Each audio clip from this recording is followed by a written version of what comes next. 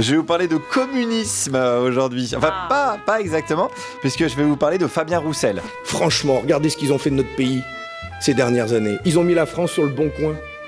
Ils ont signé des traités de libre-échange à tour de bras. Ils ont transformé nos frontières en passoires et ouvert la France aux quatre vents. Dans ma France, il n'y a plus de chômage. Il n'y a plus d'allocation chômage. Et c'est de ces allocations-là dont je parle. Il n'y a plus de RSA. Il n'y a plus ces revenus de substitution qui permettent de nourrir le chômage. Un bon vin, une bonne viande, un bon fromage, pour moi, c'est la gastronomie française. On en est donc là, chez les Insoumis. On n'hésite pas à comparer Fabien Roussel à un collabo, à une des figures politiques les plus abjectes de l'histoire. Je pense que c'est à Jean-Luc Mélenchon de clarifier sa position et de clarifier ses rapports avec les autres forces de gauche.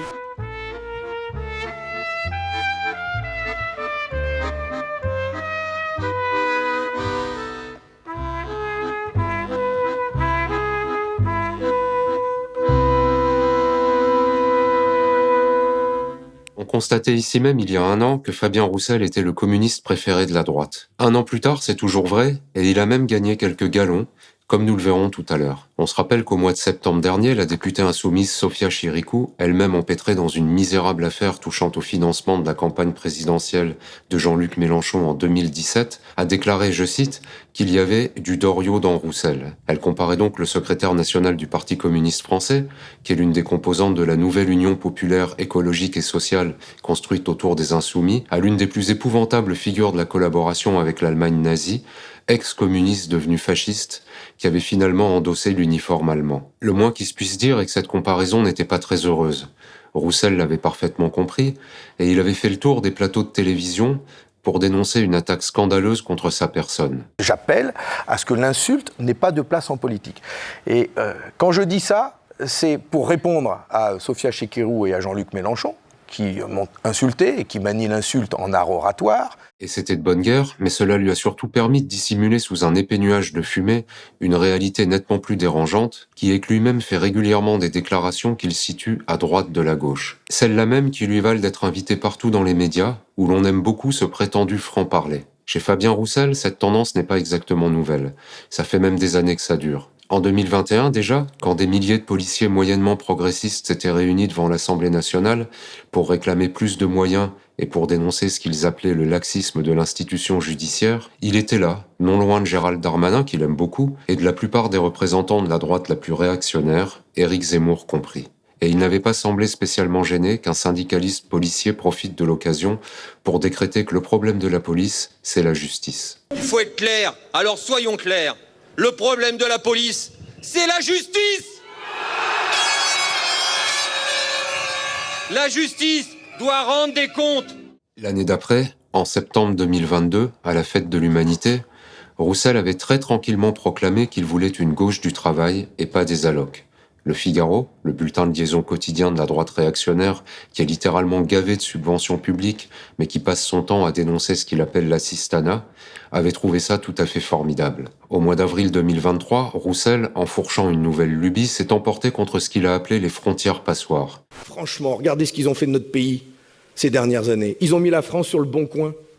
Ils ont signé des traités de libre-échange à tour de bras. Ils ont transformé nos frontières en passoires et ouvert la France aux quatre vents. Ça a fait tousser certains de ses petits camarades, mais il a protesté qu'on l'avait mal compris, que son intention était seulement de souligner la nécessité de s'opposer aux délocalisations et à l'évasion fiscale, et que ses propos ne visaient bien sûr pas les migrants. Sauf qu'en fait, on l'avait parfaitement compris, puisque lorsqu'une journaliste lui a ensuite demandé si sa déclaration signifiait qu'il fallait selon lui contrôler davantage l'arrivée des migrants et s'il fallait être plus ferme, il lui a fait cette réponse tout à fait claire et nette, oui, plus ferme, oui. Mais quand vous dites « ils ont transformé nos frontières en passoires », il y a évidemment la question des migrants.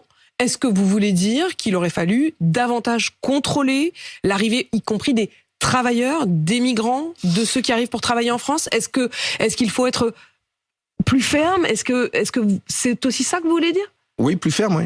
Roussel use régulièrement de ce procédé, dont la droite a compris depuis très longtemps qu'il permettait de faire passer des messages bien tendus en faisant semblant de ne pas y toucher. Il fait une déclaration fracassante dont il sait qu'elle va ulcérer une large partie de la gauche, mais qu'elle va lui permettre d'entamer une nouvelle tournée des plateaux de télévision. Puis son entourage se charge d'expliquer que ses propos ont été sortis de leur contexte et qu'il faut vraiment arrêter d'être méchant avec Fabien. D'autres fois, il assume ses déclarations, mais il peut arriver qu'elles n'aient qu'un rapport assez lointain avec la réalité. L'été dernier, par exemple, il a fait savoir qu'il n'était pas très content que le rappeur Medine, contre qui la droite menait alors une campagne de très grande ampleur, l'accusant d'être antisémite et islamiste, soit invité à la fête de l'UMA. Il a alors déclaré « Nous n'irons pas débattre avec quiconque se sera illustré en encourageant les préjugés anti-juifs, anti-musulmans ou la détestation de l'égalité républicaine. » C'était très beau, ça donnait très envie de signer.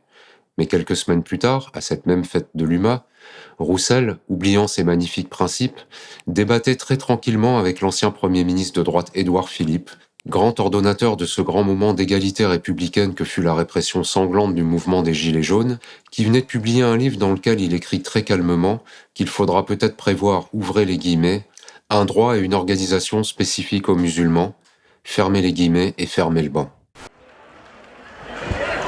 Édouard Philippe a sévi durant le mouvement des Gilets jaunes, il a fait couler le sang, il n'a rien à faire ici, c'est un éborgneur. C'est un éborgneur.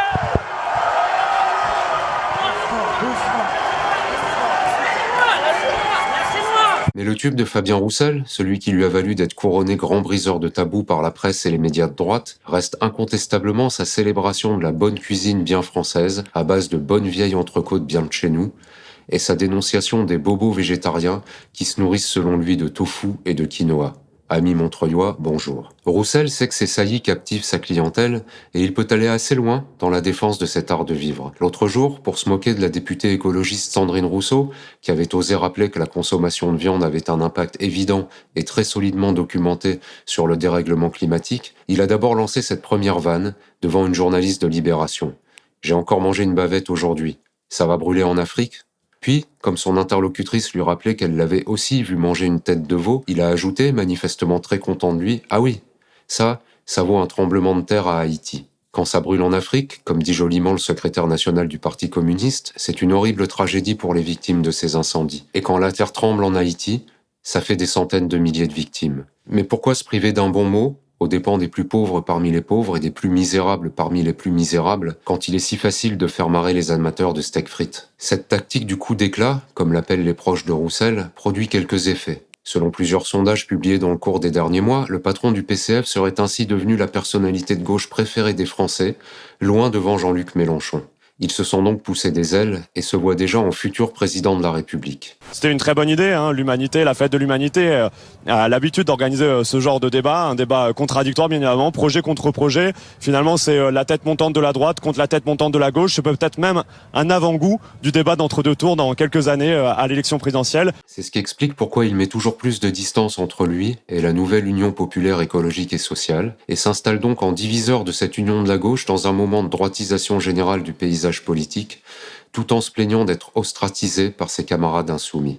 Chapeau l'artiste. Quand on regarde le détail de ces sondages, cependant, on découvre d'intéressantes précisions. Par exemple, les sympathisants du Rassemblement national sont 62% à trouver Roussel beaucoup plus fréquentable que Mélenchon. C'est ce qu'il y a de bien quand on s'affiche aux côtés d'une police dressée contre la justice, quand on promet qu'on en finira avec les allocs, quand on demande plus de fermeté aux frontières, ou quand on papote tranquillement avec un politicien de droite qui envisage un droit d'exception pour les musulmans. Ça permet de devenir à peu de frais le communiste préféré de l'extrême droite. Fort de ce magnifique succès populaire, Roussel, qui était encore une fois invité sur France 2, a très sérieusement demandé à Jean-Luc Mélenchon le 10 septembre dernier de clarifier ses relations avec la gauche. Je regrette que Mélenchon, quelques députés insoumis, c'est pas tout le monde, et je fais la distinction entre eux et l'ensemble des militants insoumis, n'ont pas eu cette position claire.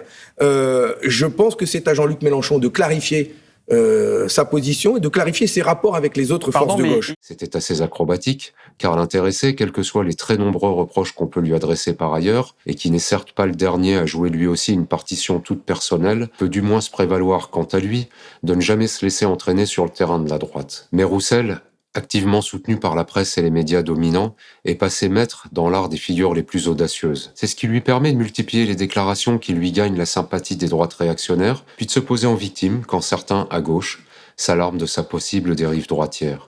Mais moi je croyais que le communisme c'était prolétaires de tous les pays, unissez-vous. Oui, normalement. Roussel il est plus tellement là-dedans.